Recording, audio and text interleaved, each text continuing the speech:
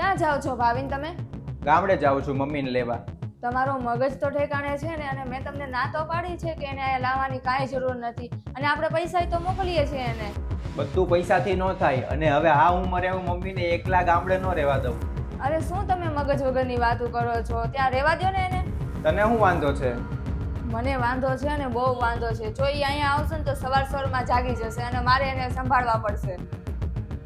અને એ આવશે એટલે મારે બધું એને પૂછીને જવાનું, અને મારી બેનપણી અહીંયા નહીં આવી શકે. અને જો એ અહીંયા આવશે ને તો મારો મગજ ખરાબ રહેશે. અરે પણ મેં તને ક્યાં એવું કઈ કીધું જ છે, અને તને કોઈ નહીં રોકે, અને તને કાંઈ વાંધો હોય ને કામ કરવા માટેનો, તો હું એના માટે એક નોકરાણી રાખી દઈશ. તારે કાંઈ કામ નહીં કરવું પડે. પણ નોકરાણી રાખવાની શું જરૂર છે?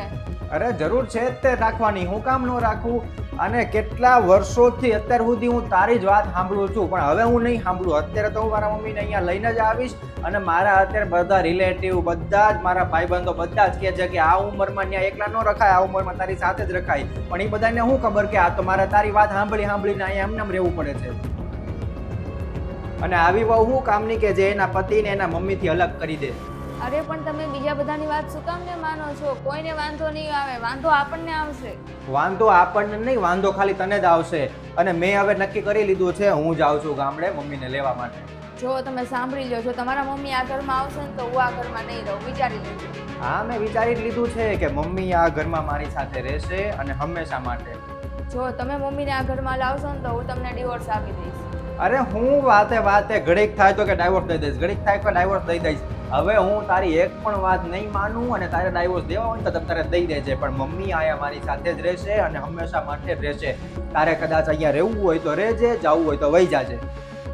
અને મારા મમ્મીએ મને નાનપણથી મોટો કર્યો, ભણાવ્યો, ગણાવ્યો, અને દરેક જગ્યાએ જે વસ્તુની જરૂર હતી ને એ વસ્તુની જરૂરિયાત પૂરી પાડી છે. અને મને અહીંયા લાયક બનાવ્યો કે આ બધું હું કરી શકું, આ ફેસિલિટી તું જે ભોગવે છો એ બધું હું કરી શકું. અને તું જ્યાં રહે છો, તું જ્યાં બેઠી છો, આ બધું જ એમના મુજબ, એમના થકી મને આ બધું મળ્યું છે. નહીતર જો એ કદાચ ન હોત ને, એને મને ન ભણાવ્યો હોત ને, તો અહીંયા હું પહોંચ્યો જ ન હોત, અને આ બધું હોત જ નહીં. એટલા માટે મારે જવું જ પડશે. હું જાઉં છું મમ્મીને લેવા માટે. નમસ્તે મિત્રો. અત્યારની જનરેશનને એવું થઈ ગયું છે કે પોતાની મોજ શોખ, પોતાના જે લાઈફસ્ટાઈલ છે એ જીવવા માટે થઈને એને એવું થાય છે કે પોતાના મમ્મી પપ્પાને સાથે નથી રાખવા, અથવા તો પોતાના સાસુ સસરાને સાથે નથી રાખવા. કેમ કે કદાચ એને સાથે રાખશું તો આપણે એક લિમિટેશન આવી જશે. આપણે આમ નહીં કરી શકીએ, આપણે તેમ નહીં કરી શકીએ, આપણે અમુક કપડાં નહીં પહેરી શકીએ, કે આપણે અમુક જગ્યાએ ફરવા નહીં જઈ શકીએ, કે પછી હું મારા મત મુજબ, મારા સમય મુજબ હું કોઈ કામ નહીં કરી શકું. એટલા માટે થઈને એના મમ્મી પપ્પા કા પછી એના સાસુ સસરાને સાથે નથી રાખતા હોતા. પણ એક વાત યાદ રાખજો કે જે ઘરમાં વડીલ હોય ને એ ઘર હંમેશા એક પરિવાર બનીને રહે છે, અને એ ઘરમાં એના વહુ, દીકરા, દીકરી, અથવા તો એના દીકરાના દીકરા કે દીકરીને સાચી સમજણ અને સાચું માર્ગદર્શન આપે છે. એટલા માટે હંમેશા તમે તમારા વડીલ સાથે, એટલે કે મા બાપ કે સાસુ સસરા સાથે હળી મળીને રહો ને, એ જ બરોબર છે.